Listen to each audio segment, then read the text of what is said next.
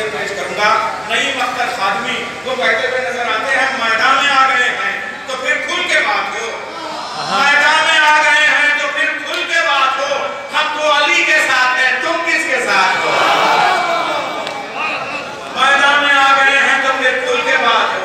ہم تو علی کے ساتھ ہیں, تم کس کے ساتھ ہو؟ تو آئیے خانقاہوں میں جو ہماری محبت کا سرمایہ ہے, خانقاہوں میں جو سلاموں کا سرمایہ ہے, خانقاہوں میں جو نحو اور مرثیوں کا سرمایہ ہے, خانقاہوں میں جو منقبت کے موتی موجود ہیں, خانقاہوں میں جو ولایت اور فضائل کے سلسلے موجود ہیں, اس سلسلے کی ایک روشن ترین کڑی حضرت مولانا شاہ سید حسنین بقائی صاحب سے میں ملتمس ہوں کہ وہ تشریف لے آئیں اور اپنے کلام بلاغت نظام سے, اپنی خطابت سے, اپنی آواز سے, اپنے الفاظ سے, اپنے لہجے سے ہمارے دلوں میں کچھ اس طرح کی روشنی بھریں کہ آپ کو ہمیشہ لوگ یاد رکھیں. میری آواز کو محفوظ رکھنا, مجھے لمحے نہیں صدیاں سنیں گی. نعرہ تکبیر, نعرہ رسالت, نعرہ حیدری.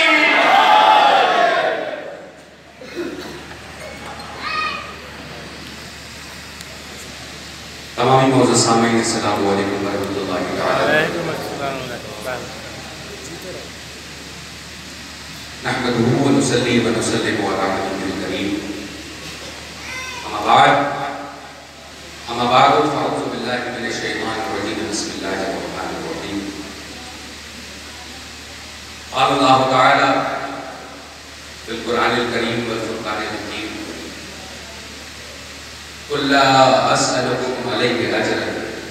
إلا المودة في القربى. ایک بار بابا سے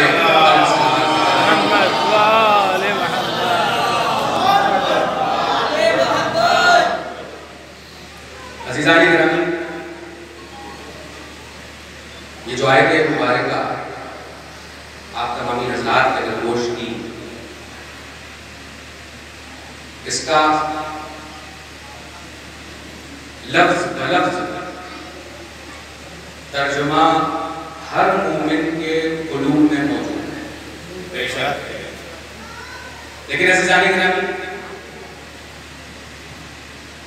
یہ جو فی الوقت حالات حاضرہ ہے, جہاں پر علی والوں کے درمیان میں فرقے کا نام نہ لیتے ہوئے سیدھا سیدھا یہ کہوں گا کہ علی والوں کے درمیان ایک جو گہری کھائی کھودی گئی کہ تاکہ یہ متحد نہ ہو, کیونکہ یہ متحد ہوئے تو زمانے میں چھا جائے. یہ دشمنان اسلام کا سوچنا ہے, اور یہ سوچنا صرف سوچنا ہی نہیں بلکہ یقینی طور پر ہے کہ جب ایک علی اگر بدر و حنین میں آئے, اگر علی کے ماننے والے علی کا نام لے کر جنگوں میں چلے جائیں تو فتح و کامرانی ان کے قدم چومتی ہے. تو اگر اس طرح سے ہمارے بڑے بھائی نیر جلال پوری صاحب نے ایک جملہ کہا کہ خانقاہیں اور امام کارگاہیں اگر ایک ہو جائے تو زمانے میں کسی کو کچھ نہیں چاہیے. اور میں دعوے کے ساتھ کہہ رہا ہوں, جس طرح سے شاعر اسلام نے یہ کہا کہ کبھی مکان میں علی علی ہوتا ہے, کہیں مسجدوں میں علی علی ہوتا ہے, کہیں اذانوں میں, کہیں نمازوں میں, کہیں سماع میں, کہیں تقریر میں, کہیں قطع, کہیں ربائی میں, کہیں شعرا, کہیں قبال. عزیزان گرامی, کرے کوئی کچھ بھی ہوتی عبادت ہے. کرے کوئی کچھ بھی ہوتی عبادت ہے, کیونکہ علی کا نام لینا, صرف علی کا نام لینا مقبول عبادت ہے, صرف عبادت نہیں, مقبول عبادت.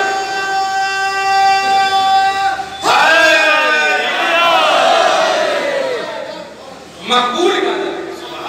نماز پڑھی, ہو سکتا ہے سجدہ غلط ہو گیا, ہو سکتا ہے رکوع غلط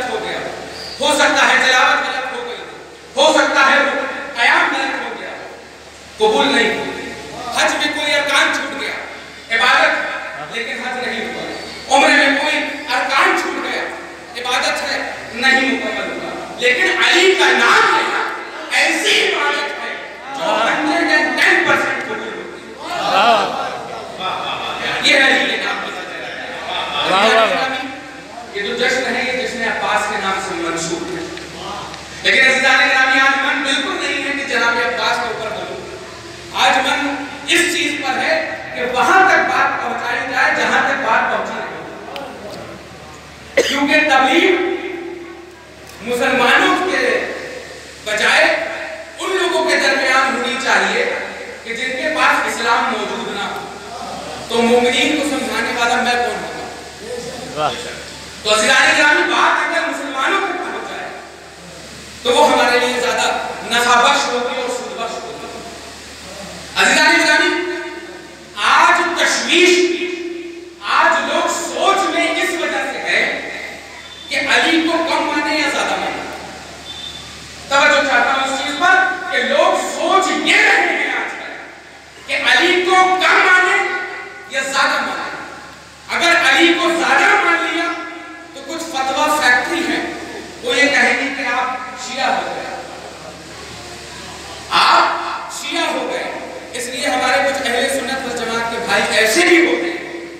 کہ جو علی کا نام اس وجہ سے کم لیتے ہیں کہ کہیں کوئی فتویٰ فیکٹری والے یہ فتویٰ نہ لگا دیں کہ آپ شیعہ ہو گئے، آپ رافضی ہو گئے، آپ گمراہ ہو گئے، آپ بدمذہب ہو گئے. علی کا نام لینا اس وجہ سے کم کر دیا گیا کہ آپ کے اوپر فتویٰ لگا دیا جائے گا. عزیزان گرامی ایک روایت میں عرض کرتا ہوں، حضرت ابو علی شاہ قلندر اپنے ملفوظات میں رقم کرتے ہیں کہ ایک شخص حضرت علی مرتضیٰ کے پاس گیا اور جا کر کہنے لگا اے علی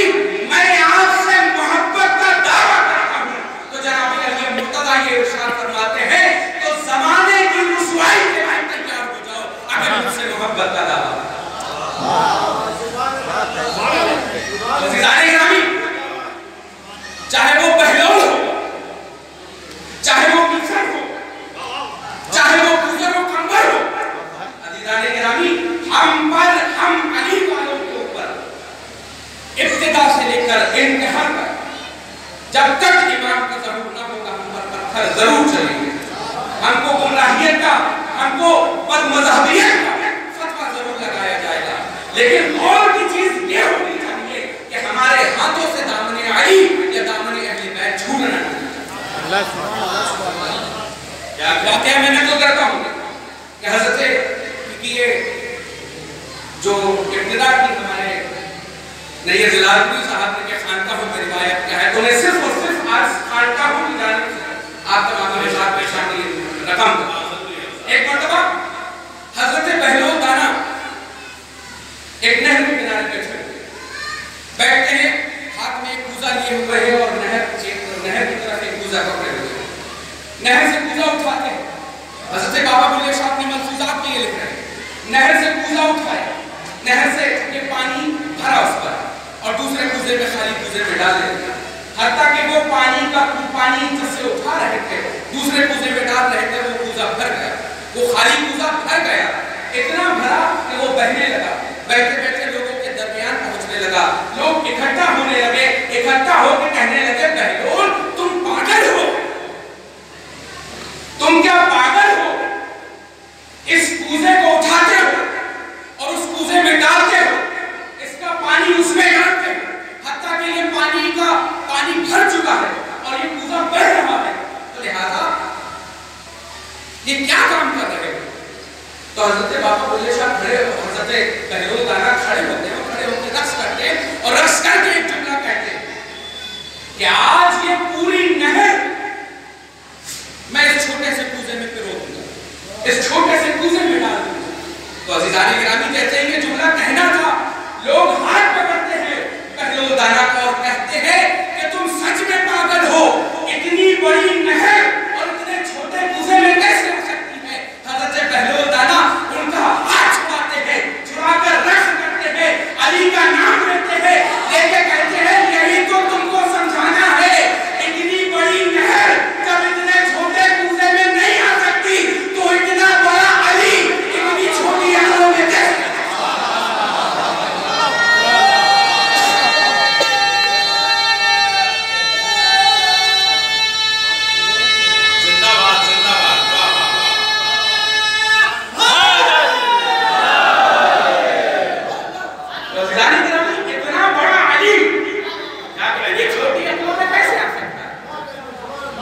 لہذا آپ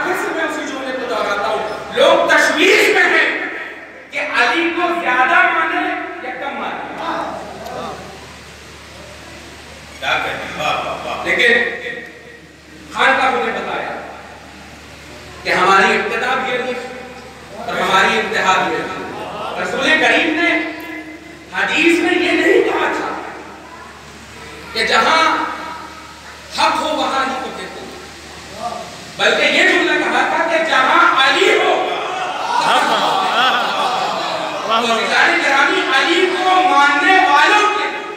یہ دلیل ہے کہ ہم علی کا نام اس لیے لیتے ہیں کیونکہ ہم حق پر ہیں، کیونکہ علی حق کے ساتھ ہے اور حق علی کے ساتھ ہے، یہ دلیل ہے علی والوں کے لیے۔ عزیزان گرامی، آج کے لیے جو جملہ لوگوں کے درمیان رائج کر دیا گیا ہے کہ علی کو مان لیا لہذا آپ گمراہ ہو گئے، بد مذہب ہو گئے، اور جس طرح سے آپ لوگوں کے درمیان بھی یہ چیز بہت مشہور ہوتی ہے اور آپ لوگوں سے بھی کبھی کبھی یہ سوال ہوتا ہے کہ اہل سنت والجماعت ہم سے ایک شخص نے یہ پوچھا تو میں نے تحقیق کی تو مجھے حضرت پھر سے میں کہوں گا آج میں تصوف کی ترجمانی کر رہا ہوں، حضرت خواجہ بندہ نواز کے سدراز نے رحمۃ اللہ علیہ جنہیں شہنشاہ کہا جاتا ہے تصوف کا، بادشاہ کہا جاتا ہے تصوف کا، ہزارہ کتابیں تصوف کے اوپر اور جناب علی مرتضیٰ کے اوپر لکھی ہوئی عوام کے درمیان ہے، تحقیق ہوتی ہے اس کی۔ عزیزان گرامی، مجھ سے بھی ایک بار پوچھا گیا کہ یہ بتائیے مولانا جب آپ اہل تشیعوں کے درمیان جاتے ہیں تو وہاں پر نعرہ تکبیر لگایا جاتا ہے، نعرہ رسالت لگایا جاتا ہے، نعرہ حیدری لگایا جاتا ہے، لہذا یہ معاملہ کیا ہے؟ کہ آپ لوگ جب جاتے ہیں تو نعرہ تکبیر کا جواب یہ لوگ بڑی دھیرے سے دیتے ہیں، نعرہ رسالت کا جواب یہ لوگ بڑی دھیرے سے دیتے ہیں، لیکن جب نعرہ حیدری لگایا جاتا ہے تو نہ جانے ان کے اندر جوش و خروش کہاں سے آ جاتا ہے۔ علی کا نام اتنی باوقار بلند لے لیتے ہیں کہ اللہ تبارک و تعالیٰ کو نعوذ باللہ کو ظالم کہ چھوٹا کر دیتے ہیں، اللہ کے رسول کو چھوٹا کر دیتے ہیں، جناب علی مرتضیٰ کو اتنا بڑھا دیتے ہیں کہ ان کا نام باوقار بلند لے لیا جاتا ہے۔ بیوقوفانہ سوال ہے، لیکن اس کا بھی جواب تصوف میں موجود ہے کہ حضرت خواجہ بندہ نواز کی سمرات رقم فرماتے ہیں کہ ایک شخص آیا آ کر کہنے لگا کہ اے شیخ میں آپ کی امام بارگاہ میں جاتا ہوں، میں آپ کی خانقاہ میں جب آتا ہوں، آپ کے جلسوں جلوس میں جب آتا ہوں تو دیکھتا کیا ہوں کہ جب نعرہ تکبیر لگایا جاتا ہے تو آواز بڑی دھیرے سے کرتی ہے، اللہ اکبر، اس کا جواب بڑی دھیرے سے کرتی ہے، نعرہ رسالت جب لگایا جاتا ہے تو آواز بڑی دھیرے سے ہوتی ہے، یا رسول اللہ بڑی دھیرے سے کہا جاتا ہے، نعرہ حیدری جب لگایا جاتا ہے کہ جانیے آپ کے پاس کیا جوش ہے کہ آپ کے مردین یا علی اتنی آوازیں بلند لیتے ہیں کہ لوگوں کو درد ہو جائے اور سچ میں درد ہونا چاہیے۔ میں بتاؤں تو عزیزان گرامی، حضرت خواجہ بندہ نواز کے سدراز اس شخص سے کہتے ہیں کہ کھڑے ہو جاؤ اور یہاں سے نکلو، تو کہتے ہیں بھائی میرا جواب تو بتا دیجیے، تو کہنے لگے حضرت خواجہ بندہ نواز کے سدراز کہ سب سے پہلے تم نے علی کی ذات پر انگلی اٹھا کے اپنے شجرے کو بتا دیا کہ تمہارا شجرہ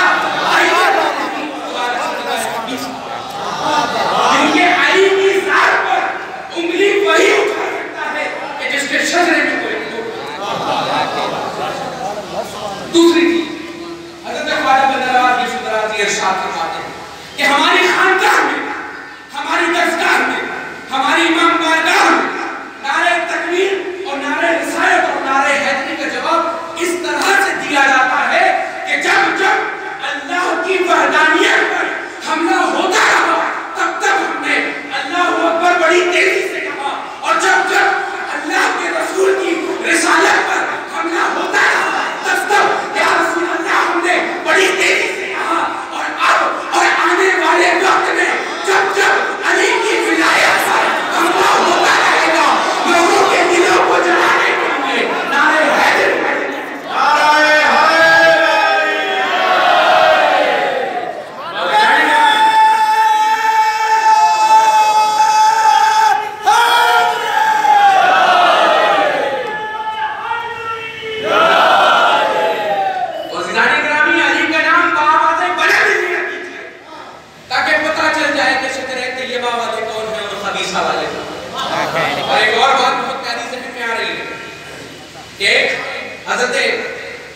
شمس تبریز علیہ رحمۃ اللہ اپنے ملفوظات میں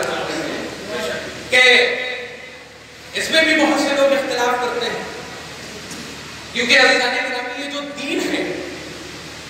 یہ جو دین ہے یہ ابو طالب کی دین ہے، اور سچ میں یہ جو آج دشمنی ابو طالب کے ساتھ ہے، یہ جناب ابو طالب کی دشمنی نہیں بلکہ علی مرتضیٰ کی دشمنی، ورنہ جناب ابو طالب کی کہیں کہ امیر المومنین ایک فیکٹ بات میں آپ تمامی اوقات کے ساتھ محسن اسلام سرکار ابو طالب کی عظمت پر باواز بلند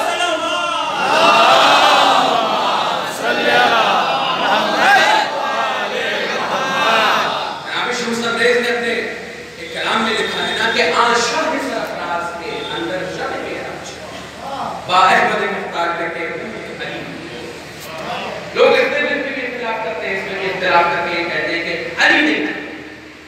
ٹھیک ہے ہم مانتے ہیں کہ علی نہیں ہے، لیکن حضرت خواجہ بندہ نواب حضرت شمس تبریز علیہ رضوان بھی اپنے ملفوظات میں ایک چیز رقم کرتے ہیں، کیا کہتے ہیں کہ جب رسول دو جہاں صلی اللہ علیہ وسلم جب شب معراج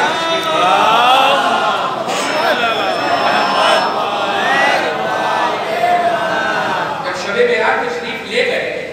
دیکھا کیا کہ جنت میں ایک بہت بڑا سا دروازہ ہے جس پر سونے کی کنڈے لگے ہوئے، جب اس سے ہوا چلتی ہے تو اس سے آواز آتی ہے علی، اس سے آواز آتی ہے علی علی علی، اور عزیزان گرامی حضرت شمس تبریز اس حاشیے میں یہ لکھتے ہیں کہ اللہ نے رسول نے یہ روایت بیان ہمیں یہ بتا دیا کہ جنت کا گنڈا تو علی نہیں کر سکتا ہے، لیکن آوارہ ماؤں کا گنڈا علی نہیں کر سکتا،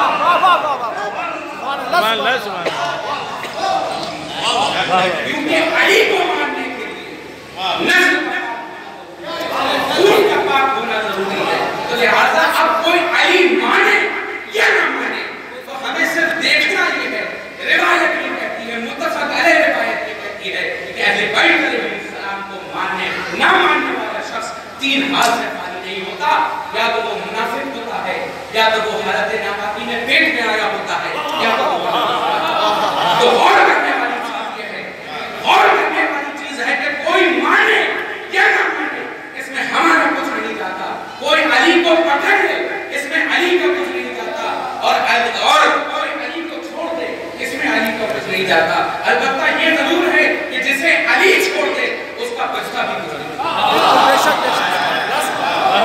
اس کا بچتا بھی کچھ نہیں، عزیزان گرامی یہ ذات ہے، پھر سے اس چیز پر آتے ہیں کہ لوگ تشویش میں یہ ہے کہ علی کو کم مانے یا زیادہ مانے، تو عزیزان گرامی ذرا رسول دو جہاں کی بارگاہ میں چلیں کہ ان سے پوچھا جائے کہ علی کو زیادہ مانا جائے یا کم مانا جائے، کیونکہ اگر ہم زیادہ مانتے ہیں تو ہمیں گمراہ مذہب کہہ دیا جاتا ہے، کم مانتے ہیں تو ہمیں ناصبی اور خارجی کہہ دیا جاتا ہے، اور عزیزان گرامی سیدھا سیدھا رسول دو جہاں کی بارگاہ میں چلتے ہیں اور چل کر پوچھتے ہیں کہ یا رسول اللہ علی کو ہم کیا مانیں؟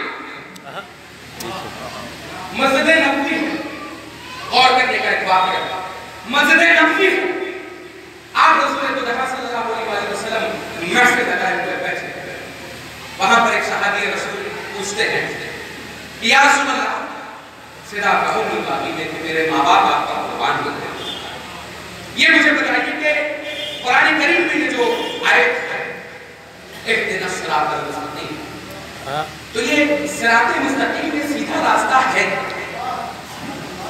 یہ سیدھا راستہ ہے کیا؟ اور عزیزان گرامی آپ رسول دو جہاں اپنے آئیں بائیں دیکھتے ہیں، دائیں بائیں دیکھتے ہیں اور دیکھ کر خاموش ہو جاتے ہیں، پھر سے وہ صحابی کھڑے ہوتے ہیں، کھڑے ہو کر پوچھیں کہ یا رسول اللہ ما ھذا صراط المستقیم، یہ صراط مستقیم ہے؟ روایت یہ کہتی ہے کہ تقریباً 9 مرتبہ ان صحابی رسول نے پوچھا کہ یا رسول اللہ یہ صراط مستقیم ہے کیا؟ لیکن 9 مرتبہ رسول دو جہاں نے دائیں بائیں دیکھنے کے بعد کوئی جواب نہیں دیا اور خاموش رہے، اتنے میں سے دیکھتے کیا ہے یا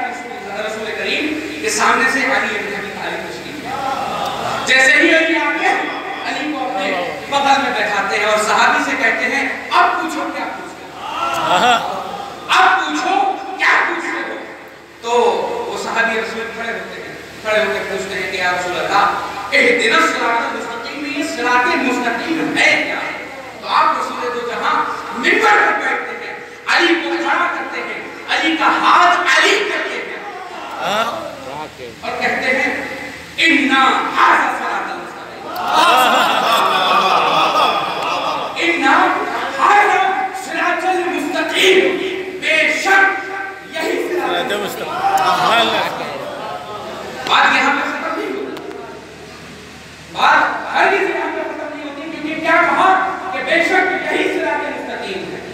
لیکن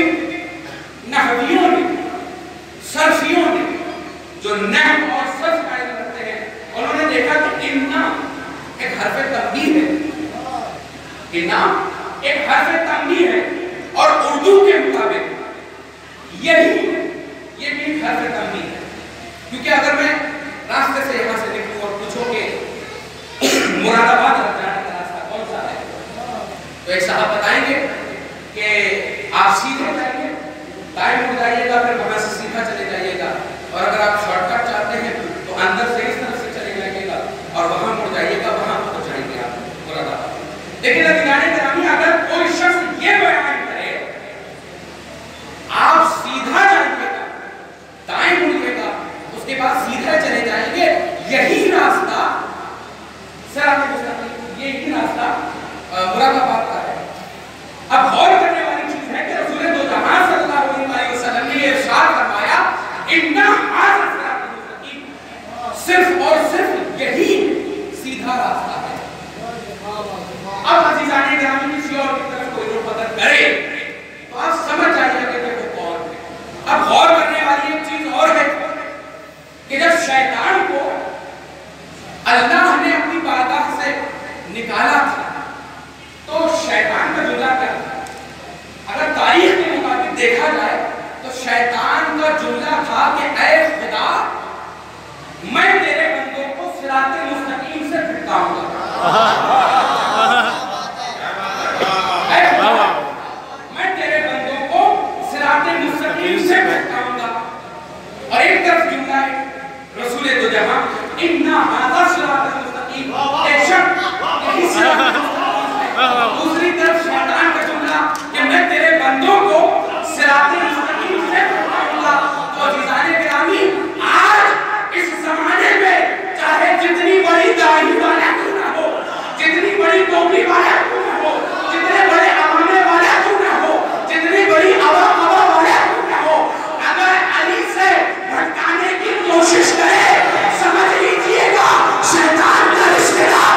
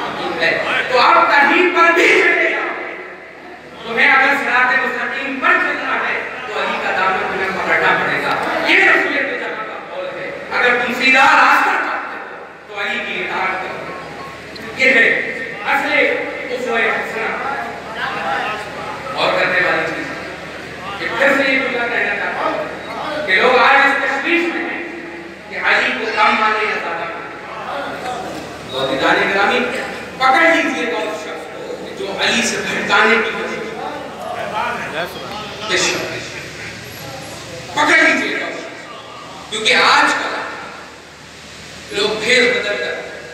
آپ کے درمیان آتے ہیں اور کبھی علی کی گفتگو کر کر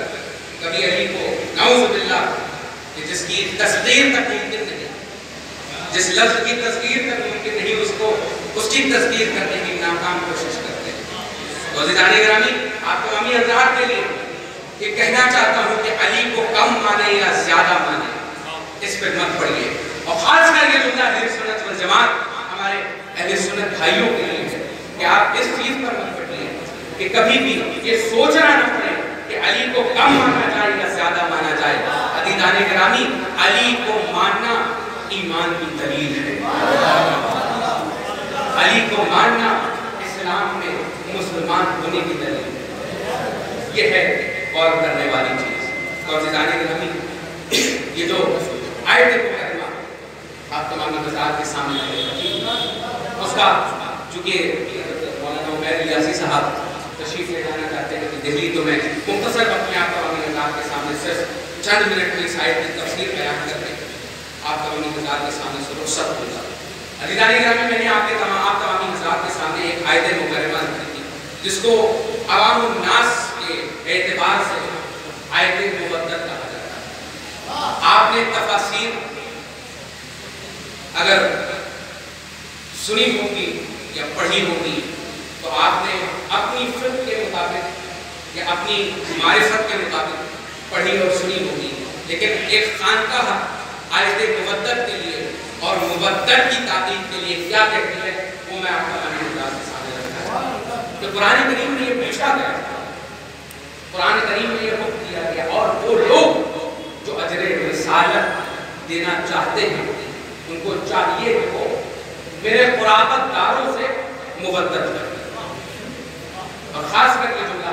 میں اہل سنت والجماعت اپنے بھائیوں سے یہ کوٹ کر کے یہ کہنا چاہتا ہوں کہ مبدل ہے کیا؟ ہم نے عشق کا نام بھی سنا، ہم نے محبت کا نام بھی سنا، ہم نے انسیت کا نام بھی سنا، لیکن میں بڑے افسوس کے ساتھ یہ کہتا ہوں کہ اہل سنت والجماعت کی مساجد سے مبدل کا ذکر نہیں کیا جاتا، مبدل کا ذکر نہیں کیا جاتا۔ اب مبدل ہے کیا؟ مولانا صاحب جمعے کی مسجد سے اعلان کرتے ہیں کہ باقی الصلاۃ کہ نماز قائم کرو، کیونکہ قرآن کریم میں اس کا حکم ہے۔ وآتوا الزکاۃ کہ زکات دو، کیونکہ قرآن کریم میں اس کا حکم ہے۔ لیکن آج تک مولانا نے یہ نہیں بتایا کہ ان سب کی جو اصل ہے اس کا نام ہے مبدل، وہ کس طرح کی جائے اس کے بارے میں کوئی جملہ نہیں، کوئی تقریر نہیں، کوئی محفل نہیں، کوئی مجلس نہیں۔ یہ افسوس کا مقام ہے۔ جہاں تک میری آواز جا رہی ہے ان سے خطاب کر کے یہ کہنا چاہتا ہوں کہ اپنے علماء کے سر پر قرآن رکھ کے یہ پوچھئے کہ یہ مبدل کیا ہے، یہ مبدل کیا ہے کہ جس کے لیے قرآن کریم میں یہ خاص جملہ ارشاد فرمایا اور جس کا شان نزول بھی اس طرح سے ہے کہ صحابہ کرام تشریف لے گئے، لے جا کے کہا یا رسول اللہ ہمارے ماں باپ آپ پر قربان ہو گئے، آپ نے ہمیں اس کفر کے اندھیرے سے نکال کر اسلام کی روشنی میں ڈال دیا، آپ نے ہمیں نماز جیسی عبادت دی، آپ نے ہمیں آپ جیسی عظیم شخصیت کی سرپرستی کی، اگر آپ حکم دے تو ہم آپ کو سجدہ کر لیں۔ کی شان نزول ہے، یہ تفسیر بھی کی جاتی ہے، تو آپ رسول اللہ صلی اللہ علیہ وسلم خاموش ہوتے ہیں، تمہیں جبریل امین تشریف لاتے ہیں اور لا کے یہ پوچھتے ہیں وہ لوگ جو میری رسالت کے بدلے میں مجھے کچھ دینا چاہتے ہیں ان سے کہہ دو کہ وہ میرے قرابت داروں سے مبدل کریں۔ اب مبدل بھی بہت سے لوگوں کو نہیں معلوم ہوتا کہ مبدل ہے کیا۔ عزیزان گرامی، اہل تصوف کے مطابق میں آسان لفظوں میں چند مثالوں کے ساتھ مبدل کا جملہ شہر کر کے رخصت ہوتا ہوں کہ عزیزان گرامی ہمارے یہاں معرفت کی چند اسٹیجز ہیں، جس میں پہلی اسٹیج ہے انسیت، دوسری ہے محبت، تیسری ہے عشق اور اس کے بعد ہے مبدل۔ آخری منزل کا نام مبدل۔ قرآن کریم میں ایک طرف علماء یہ کہتے ہیں کہ قرآن کا حکم فرض، لیکن جب اہل بیت سے محبت اور عشق اور ان سے انسیت کی بات آتی ہے تو لوگوں کو گمراہیت کا فتویٰ دے دیا جاتا ہے، کفر کا فتویٰ دے دیا جاتا ہے، لوگوں کو گمراہ بدمزاج کہہ دیا جاتا ہے۔ تو غور کرنے والی چیز ہے کہ ایک طرف آپ نے قرآن کے احکامات کو مساجد سے چلا چلا کر یہ بتاتی ہے نہیں کرو گے تو تم یہ ہو جاؤ گے، لیکن جو اصل دین ہے اس کے لیے آپ نے کوئی تقریر نہیں معین کی۔ اب کیا ہے، میں آسان لفظوں میں ان لوگوں تک جن کو یہ نہیں معلوم کہ مبدل کیا ہے، اہل بیت سے کیا کرنا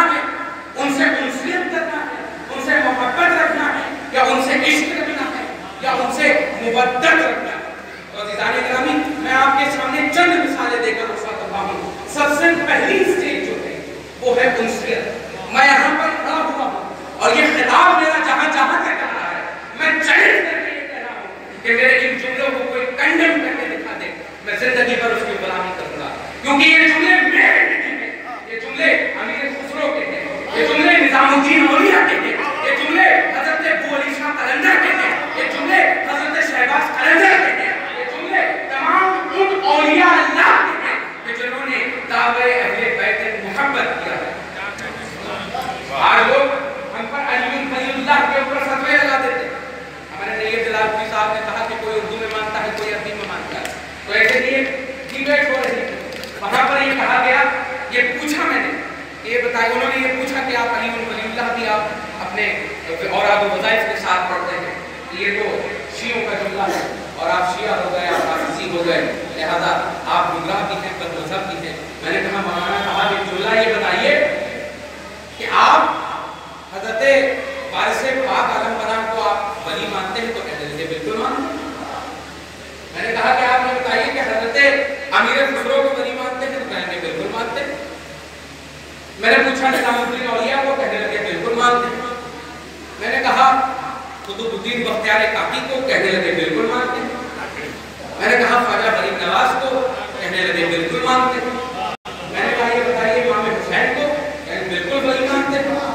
میں نے کہا یہ بتائیے امام حسن کو، کہنے لگے بالکل ان کو بھی ولی مانتے ہیں، کیونکہ ہر صحابی ایک ولی صفت رکھتا ہے، اور جس کے طرف سے ولایت پڑتی ہو اس کو کیوں نہیں مانیں گے ولی؟ تو میں نے کہا یہ بتائیے کہ کیا مولا کائنات کو، کہتے ہیں ان کو بھی ولی مانتے ہیں۔ تو ایک جملہ صرف میرا کہنا اور ان کو مل لگ جانا کہ آپ جب اردو میں علی مان کو ولی مان لیتے ہیں تو عربی میں ماننے کی کیا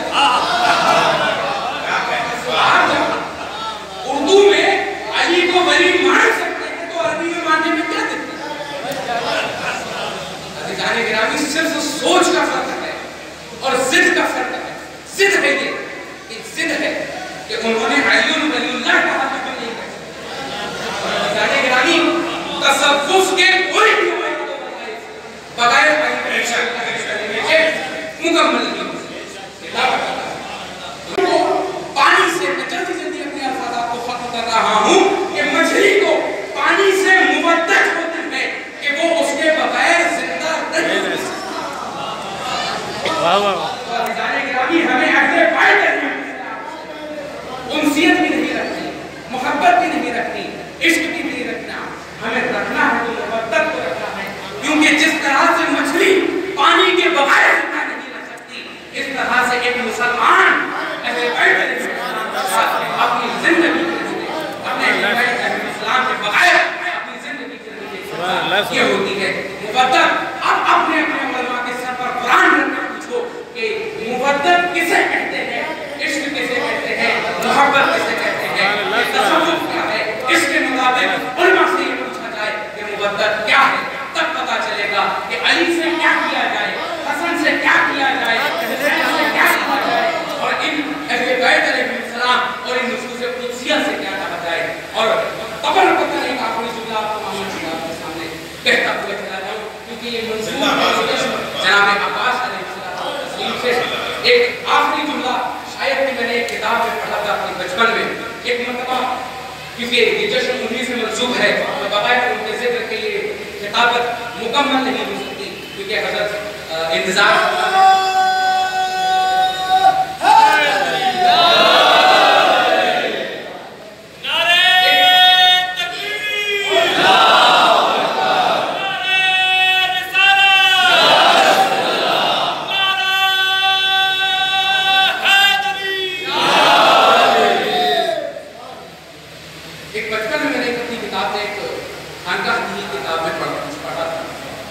کہ جب سیدہ کائنات کا آخری وقت تھا تو آپ نے جناب علی مرتضیٰ کو بلایا اور بلا کے کہا کہ میں آپ کو ایک وصیت کرنا چاہتا ہوں کہ میرے بعد ایک شادی کرنا، اس بی بی کا نام میرے نام جیسا ہو، اللہ اس کے پاک بدن سے آپ کو ایک بیٹا عطا کرے گا، وہ بیٹا مجھ بطول کا بیٹا ہوگا اور اس کا نام میں رکھ کر جا رہا ہوں، اس کا نام میں رکھ کر جا رہا ہوں۔ جناب امیر المومنین نے پوچھا کہ یا فاطمہ بنت محمد آپ اس کا نام کیا رکھ کر جا رہے ہیں؟ تو حضرت کریم اللہ شاہ آپ کے لیے دفن کرتے ہیں کہ آپ سیدہ کائنات نے ارشاد فرمایا کہ میں اس کا نام رکھ کر جا رہی ہوں، یا علی آپ کے نام علی سے میں نے عین کو عطا کیا، آپ کے نام علی سے میں نے عین کو عطا کیا، اپنے لقب بدول سے میں نے بے کو عطا کیا، اپنے بابا کے آسمانی نام احمد سے میں نے الف کو عطا کیا، اور حسنین کی مشترکہ سین کو عطا کیا۔ کیا علی جب آپ اسے مرکب کرتے ہیں تو یہ عباس ملے گا، اور یہ عباس مجھ بدول کا بیٹا ہوگا جو میرے حسن و حسین کا سالار ہوگا۔ کہتے کہتے کہ میری عمر گزر جائے گی۔ ان کا بیان ہے کوئی داستان نہیں، وما علینا الا البلاغ۔ السلام علیکم۔